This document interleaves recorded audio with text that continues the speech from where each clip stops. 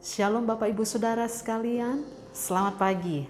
Puji Tuhan, saya percaya setiap kita aman di dalam perlindungan Tuhan kita, yaitu Yesus Kristus. Karena kita adalah umat yang sangat dikasihi, umat yang sangat disayang oleh Tuhan sendiri. Baik, pagi hari ini sebelum kita lebih lagi memasuki hari yang baru, baiklah kita akan merenungkan firman Tuhan terlebih dahulu. Dan firman Tuhan saya beri judul Yesus Kota Perlindungan Kita. Ayat-ayat yang akan saya bahas adalah terambil dari Yosua 20 ayat 1 sampai dengan 9, tetapi kita membaca Yosua 20 ayat 1 sampai dengan yang ke-6. Berfirmanlah Tuhan kepada Yosua demikian, katakanlah kepada orang Israel begini, tentukanlah bagimu kota-kota perlindungan yang telah kusebutkan kepadamu dengan perantaraan Musa, supaya siapa yang membunuh seseorang dengan tidak sengaja, dengan tidak ada niat lebih dahulu, dapat melarikan diri ke sana, sehingga kota-kota itu menjadi tempat perlindungan bagimu terhadap penuntut tebusan darah. Apabila ia melarikan diri ke sana, ke salah satu kota tadi, maka haruslah ia tinggal berdiri di depan pintu gerbang kota dan memberitahukan perkaranya kepada para tua-tua kota. Mereka harus menerima dia di dalam kota itu dan memberikan tempat perlindungannya, dan ia akan diam pada mereka.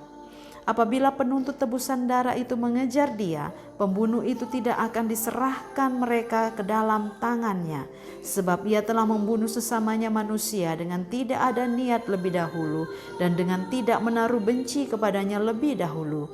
Ia harus tetap diam di kota itu sampai ia dihadapkan kepada rapat jemaah untuk diadili, sampai imam besar yang ada pada waktu itu mati. Maka barulah pembunuh itu boleh pulang ke kotanya dan ke rumahnya, ke kota dari mana ia melarikan diri.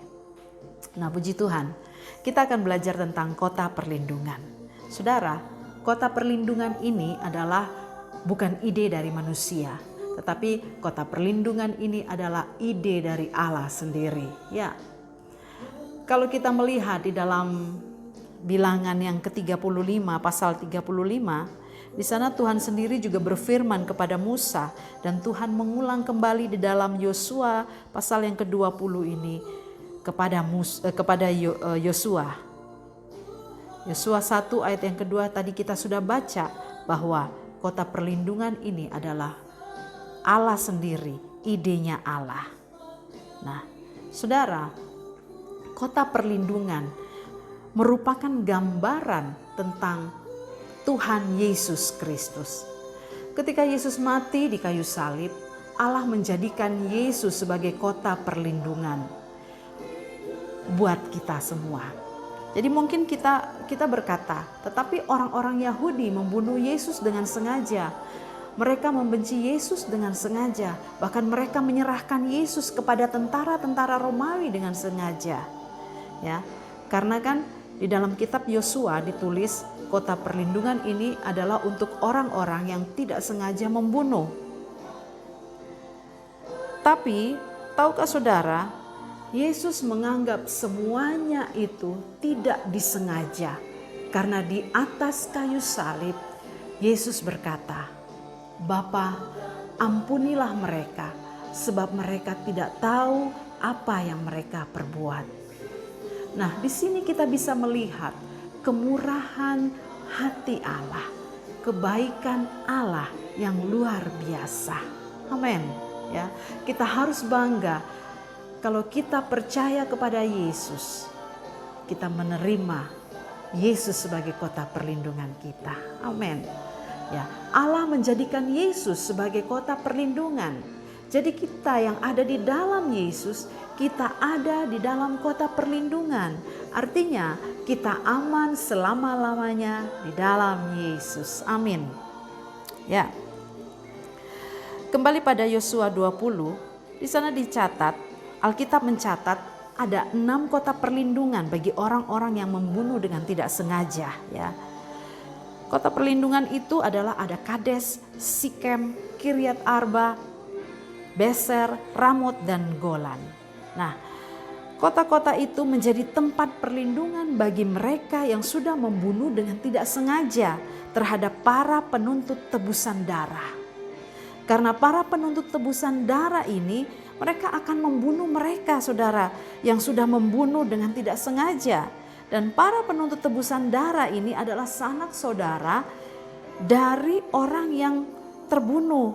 Dan mereka itu mempunyai hak untuk mengejar dan membunuh orang yang membunuh itu. Karena pada saat itu hukum mereka adalah darah ganti darah, gigi ganti gigi, mata ganti mata. Dan mereka menyebutnya itu sebagai suatu keadilan. Tapi saudara, sesungguhnya Allah tidak menyukai hal ini. Terlihat Allah sediakan kota perlindungan, ya. Karena Allah punya keadilan sendiri.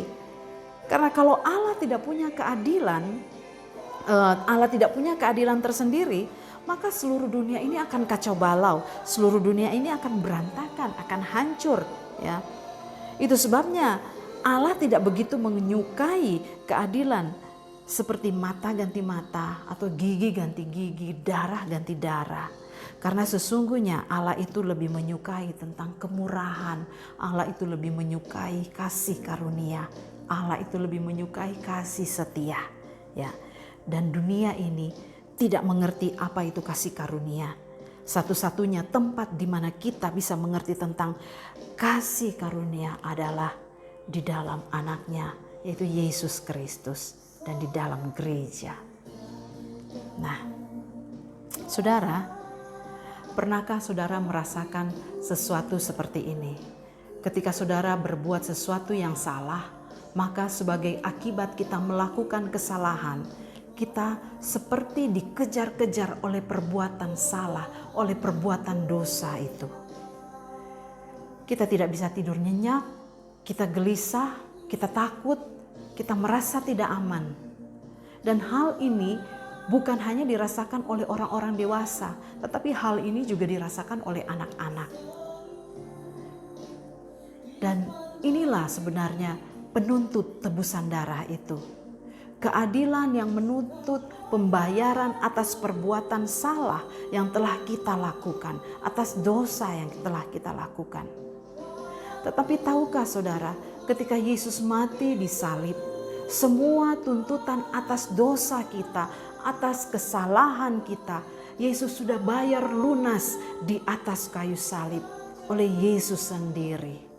Sehingga kabar baiknya adalah hari ini kita yang ada di dalam Yesus sudah dibebaskan dari segala tuntutan. Amin. Ya. Jadi kita harusnya tidak perlu lagi kita gelisah.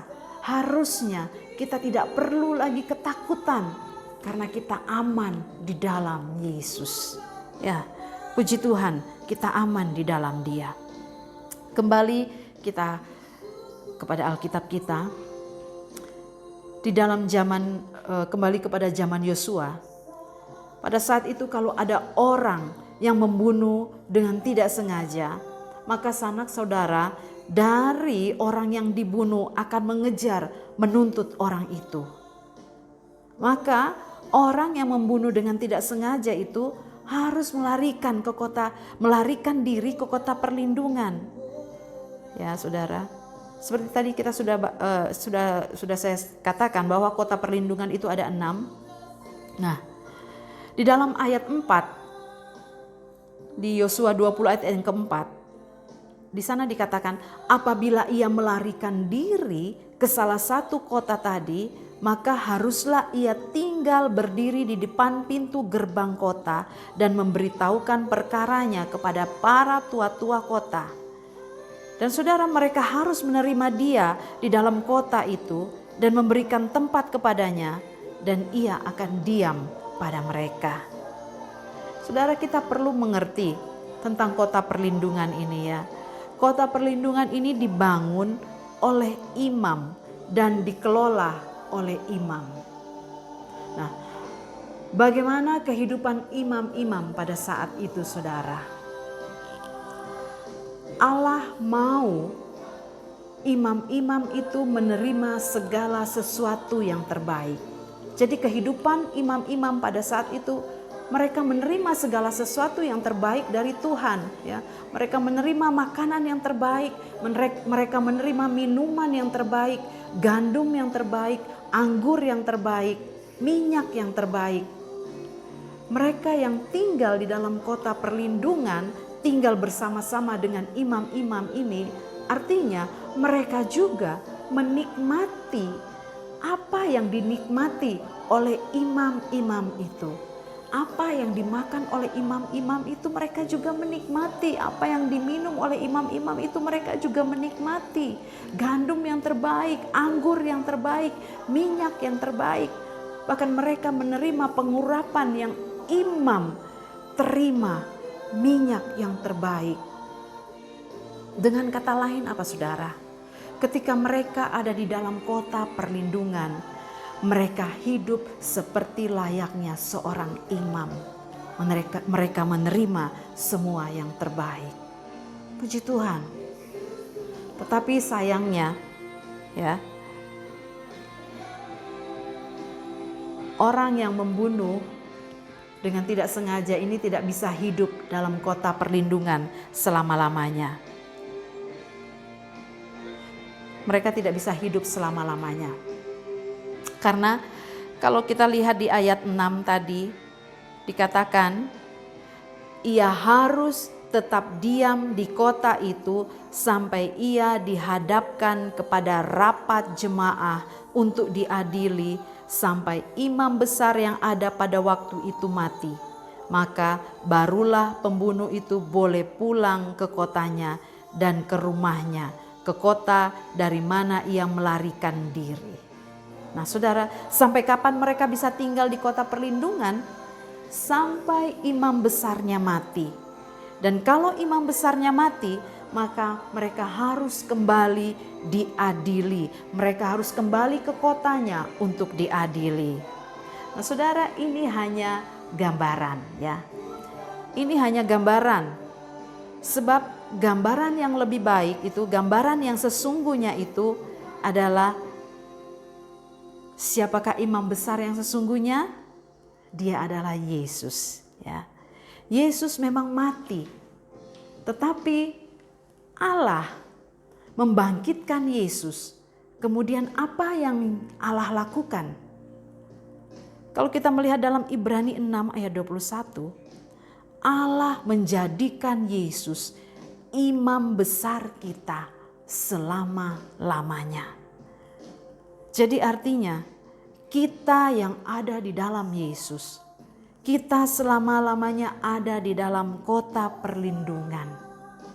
Karena Yesus itu bangkit saudara. Yesus tidak selama-lamanya mati, ya. Bahkan dikatakan Yesus juga di dalam Ibrani 6 ayat 21 tadi, Allah menjadikan Yesus menjadi imam besar kita selama-lamanya. Jadi ketika kita ada di dalam Yesus, kita ada di dalam kota perlindungan selama-lamanya. Puji Tuhan. Dan kita juga akan menikmati segala sesuatu yang terbaik yang Yesus miliki. Ini adalah janji bagi kita, orang yang percaya kepada Yesus. Kita ada di dalam kota perlindungannya, kita aman selama-lamanya saudara. Kita menikmati yang terbaik yang Yesus miliki. Kita menikmati gandum yang terbaik, kita menikmati anggur yang terbaik, minyak yang terbaik. Kita menikmati berkat yang terbaik, kita menikmati pengurapan yang terbaik, kita menikmati perlindungan yang terbaik.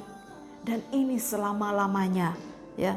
Kita akan selama-lamanya menerima kasih karunia yang terbaik dari sorga. Oleh sebab itu saudara, tetaplah ada di dalam Yesus.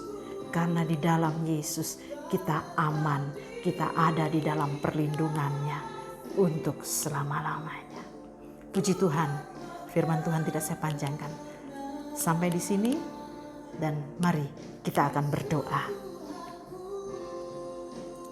Bapa di sorga, di dalam nama Yesus Kristus Tuhan kami bersyukur kepada Engkau karena kami memiliki Yesus sebagai Tuhan dan Juru Selamat kami.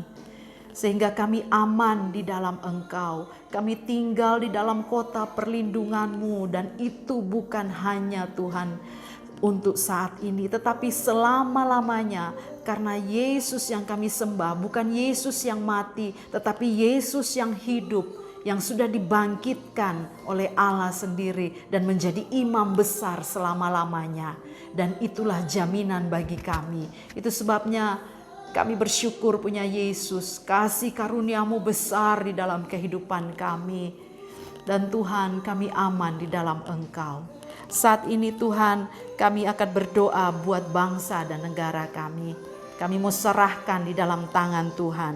Kami bersyukur karena bangsa ini sudah berulang tahun, 75 tahun Tuhan. Biarlah Tuhan, kami berdoa buat Indonesia semakin maju dan siap menghadapi tantangan zaman Tuhan. Kami bersyukur Tuhan karena Engkau ada juga bagi negara kami, bagi Indonesia Tuhan. Itu sebabnya pulihkanlah bangsa kami, berkatilah bangsa kami, berkatilah para pemimpin kami Tuhan Yesus. Kami berdoa juga buat jemaat Church on the Way, gereja kami. Kami mau serahkan di dalam tangan Tuhan segala pergumulan mereka. Tuhan, Engkau berkati, Engkau tolong mereka Tuhan. Di dalam pekerjaan mereka, di dalam segala usaha mata pencarian mereka. Berkatilah jemaat-Mu. Mereka yang susah Engkau menghiburkan. Mereka yang sakit Engkau jamah sembuhkan di dalam nama Yesus. Mereka Tuhan yang kekurangan Engkau akan cukupkan. Mereka yang merasa tidak aman, Tuhan bangkitkan iman mereka untuk kembali percaya kepada Yesus. Bahwa di dalam Yesus kita aman, kami aman di dalam Engkau Tuhan. Dan kami berdoa juga bagi jemaat-Mu Tuhan. Mungkin saat-saat ini mereka sedang mencari pekerjaan. Engkau berkati, Engkau tolong Tuhan. Sehingga mereka menerima pekerjaan sesuai dengan rencana Allah Tuhan. Terima kasih Tuhan, terima kasih. Biarlah di masa sukar ini kami tetap kuat di dalam Engkau. Kami menerima yang terbaik di dalam Yesus. Di dalam masa pandemi ini kiranya Engkau melindungi kami juga jemaat-Mu Tuhan. Dilindungi dari penyakit-penyakit. Dilindungi dari virus-virus ini Tuhan. Engkau kuasa darah-Mu menutup bungkus kami, umat-Mu, jemaat-Mu Tuhan, dimanapun kami berada Tuhan Yesus. Terima kasih Tuhan, terima kasih. Biarlah hati kami terus tertuju kepada Yesus. Kami bertumbuh di dalam Engkau. Kami serahkan jemaat Tuhan mulai dari anak-anak, remaja, pemuda, sampai orang dewasa lanjut usia. Berkati mereka semua, berikan kekuatan di dalam Yesus. Terima kasih Tuhan Yesus, terima kasih. Kami memasuki hari yang baru ini, hari ini Tuhan kami percaya Engkau berkati hari ini, karena hari ini adalah hari yang Tuhan sudah jadikan bagi kami dan kami akan melangkah bersama Engkau. Terima kasih, inilah doa kami alaskan hanya di dalam nama Tuhan Yesus Kristus. Haleluya, amin.